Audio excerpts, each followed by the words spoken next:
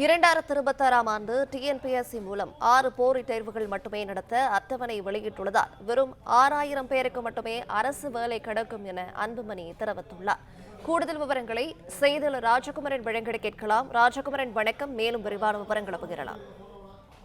அடுத்த ஆண்டு நடைபெறவுள்ள தமிழ்நாடு அரசு பணியாளர் தேர்வாணையம் தொடர்பான விவரங்களை குறிப்பிட்டு பதிவு செய்திருக்கக்கூடிய பாமக தலைவர் அன்புமணி ராமதாஸ் 2026 ஆண்டிலே 6 போட்டித் தேர்வுகள் மட்டுமே நடத்தப்படும் என்று டிஎன்பிஎஸ்சி அறிவித்திருப்பதன் காரணமாக கிட்டத்தட்ட ஒரு 6000 பேருக்கு மட்டும்தான் அரசால் நிரந்தர வேலை வாய்ப்பை அடுத்த ஆண்டு உருவாக்கி தர முடியும் என்று குறிப்பிட்டிருக்கின்றார். தமிழகத்திலே 1,30,00,000 பேர் படித்துவிட்டு அரசு பணிகளுக்காக காத்திருப்பதாக குறிப்பிட்டிருக்கக்கூடிய அன்புமணி, கடந்த 4 ஆண்டுகளில் திமுக அரசு 40,000 பேருக்கு மட்டும்தான் நிரந்தர அரசு பணிகளை உருவாக்கி கொடுத்திருக்கின்றது. கிட்டத்தட்ட 7 லட்சம் பணியிடங்கள் அரசியல் துறையிலே காலி பணியிடங்களாக இருக்கக்கூடிய சூழ்நிலையில் அந்த பணியிடங்களை நிரப்புவதற்கு தன்னுடைய தேர்தல் வாக்குறுதியில் கூறியிருந்த எந்த வகையான நடவடிக்கையையும் தமிழக அரசு மேற்கொள்ளவில்லை என்று திமுக மீது குற்றம் சாட்டியிருக்கின்றார். ஆட்சி மாற்றத்திற்கு பிறகுதான் புதிய அரசு பணியிடங்கள் நிரப்பப்படுமா என்ற ஒரு கருத்தினையும் அவர் பதிவு செய்திருக்கின்றார்.